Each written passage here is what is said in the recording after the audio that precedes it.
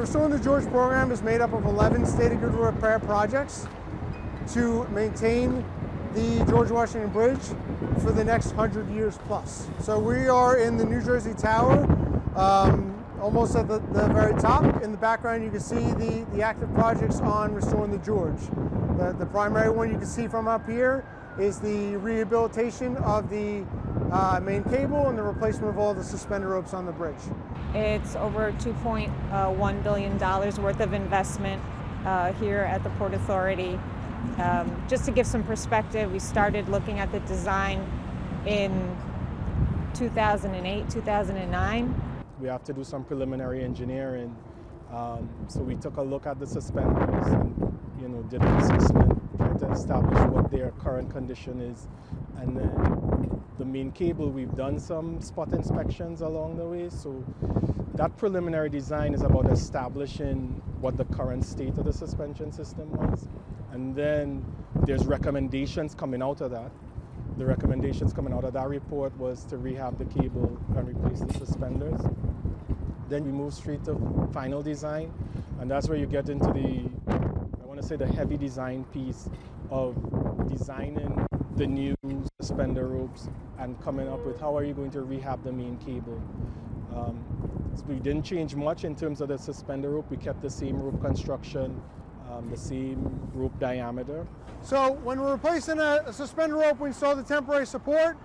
Once that's loaded and the temporary support at the adjacent panel points is installed as well, they will cut the old rope out, lower it down into a truck on the site, take it off for disposal. Once that's gone, then they disassemble the cable band that we saw when we were up on the main cable. They lower that down through the platform. They take that off to be cleaned and repainted and then reinstalled.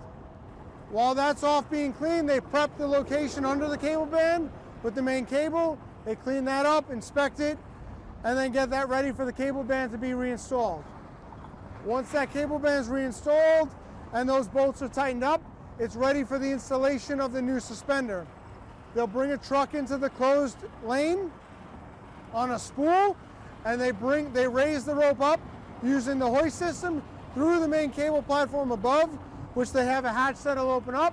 They'll bring it up and over the cable band and back down and ready to make the connection here. They'll string all 4 main cables before making the connection to the structure below. And then with regard to the main cable, you're not going to replace it. That wasn't an option. So it's about what do we have to do to rehab it? And in the rehab, you got to strip it down because that red lead, that corrosion protection was depleting. That we knew from the spot inspections. So now it's about how do we reestablish that corrosion protection?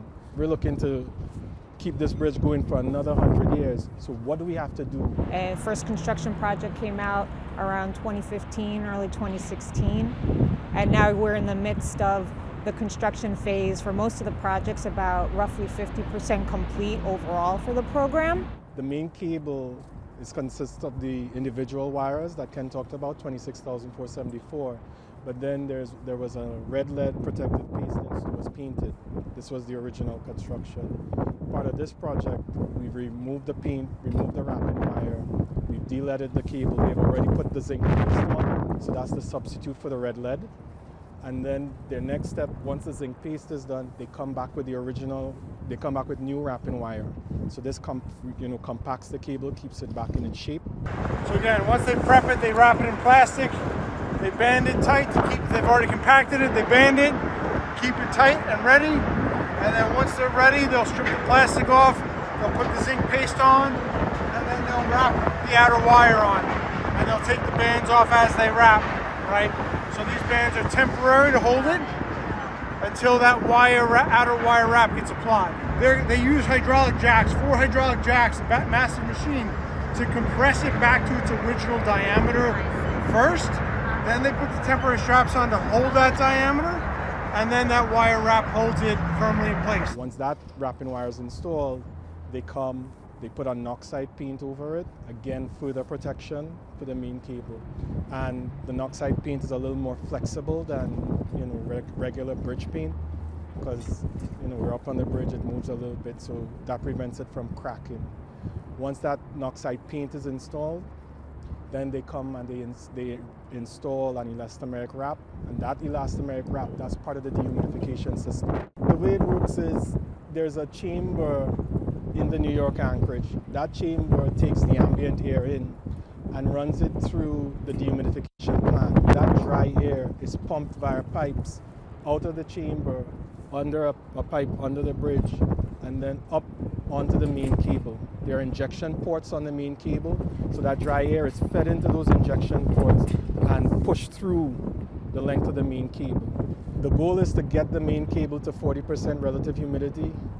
Studies have shown when you get to that level, you don't stop corrosion, but you significantly bring the rate down. It's the highest vehicular traffic that we see across, just in the world, and even locally, just for truck traffic, supporting local businesses, both the New York and New Jersey side. So not having this as this major artery to continue going forward, which would definitely have a major impact to communities and local businesses in the future without continuing to preserve it. So we have a few more years left to go until we're 100% complete. It's been a huge coordination effort. Once we're done wrapping this, you're not going to see this for another 100 years. We're not going to open this up again. So it's, getting the opportunity to see this up close, to touch the main cables, see the individual wires, I think is a unique experience.